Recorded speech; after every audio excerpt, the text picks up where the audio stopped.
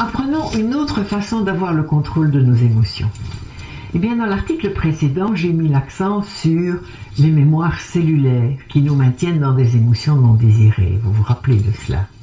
Et nous avons appris à déjouer cela en modifiant des micro-comportements dans notre corps. Oui. Eh bien, aujourd'hui, nous allons apprendre autrement, une autre façon de faire. Nous allons apprendre à métaphoriser nos sensations non désirées. Cette application, elle marche admirablement bien avec des enfants, parce qu'ils sont plus crédules. Ils n'hésitent pas à entrer dans le merveilleux et dans l'inconnu. Alors si vous êtes prêt à redevenir un enfant avec le temps de pratiquer l'application gratuite que je vous propose, alors ce qui suit est vraiment pour vous.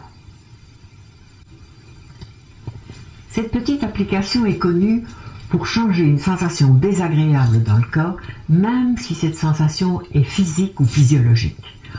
Généralement, on peut changer des sensations psychologiques, mais avec le phénomène que nous allons utiliser, on peut aussi changer des sensations physiques. Ce qui suit est la base de l'hypnose, parce que notre cerveau croit tout ce qu'on lui dit. Alors, je vais vous demander de vous rappeler une sensation très désagréable, par exemple dans l'estomac. Une sensation qui pourrait être due à une peur anticipative d'un examen scolaire ou un examen médical. Ou une sensation dans l'estomac due à une culpabilité ou à une honte du passé, mais dont vous n'arrivez pas à vous débarrasser. Voilà, rappelez-vous cela. Alors la première chose à faire est de définir la sensation avec des mots. S'agit-il d'un poids? Et si c'est un poids, est-ce que c'est un poids qui est fait avec des plumes ou avec du plomb?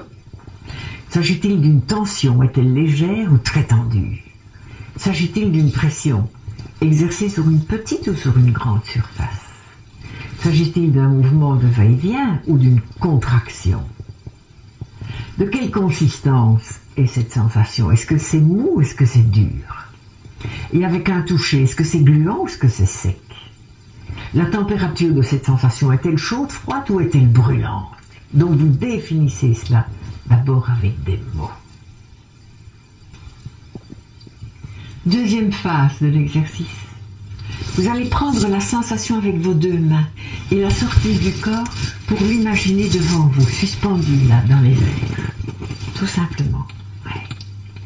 La troisième phase va être d'apparenter cette chose à un objet en 3D. Ouais. Est-ce que ce poids est-il une sorte de boule de fer, ou une boule de plomb, ou une boule de plume, ou une boule de chewing-gum, etc., etc. Ouais. Et laissez faire, votre imaginaire va le créer tout seul. Oui. Alors l'objet 3D donc se dessine spontanément dans votre tête, vous le respectez, c'est parfait. Et puis, autre phase suivante, vous vous posez la question. Si cet objet existe vraiment, de quoi est-ce que moi j'ai besoin pour l'anéantir? Et il suffit parfois de changer sa couleur pour qu'il perde ses spécificités.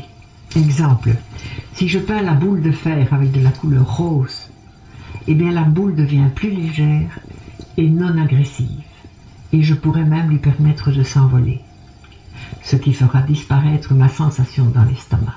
Oui. À vous de jouer.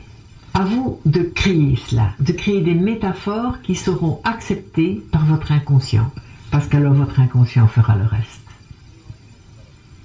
Alors pour la petite histoire, je vous raconte deux petites choses. C'est l'histoire d'un petit garçon qui était plein d'angoisse, il était immergé là-dedans chaque fois qu'il était dans le noir de sa chambre, et auquel j'ai suggéré qu'il avait le pouvoir de voir dans le noir comme son chat. Et instantanément, sa chambre s'est éclairée et l'angoisse a disparu. C'est aussi l'histoire d'une petite fille qui avait des palpitations quand elle était en présence de sa maîtresse d'école. Et l'idée nous est venue à toutes les deux d'imaginer que les palpitations étaient dues à une colombe qui vivait dans sa poitrine. Et c'est la colombe qui avait peur de la maîtresse et non la petite fille. Alors on a rendu la liberté à la colombe. Et la petite fille sait maintenant qu'elle n'a pas si peur que cela de sa maîtresse.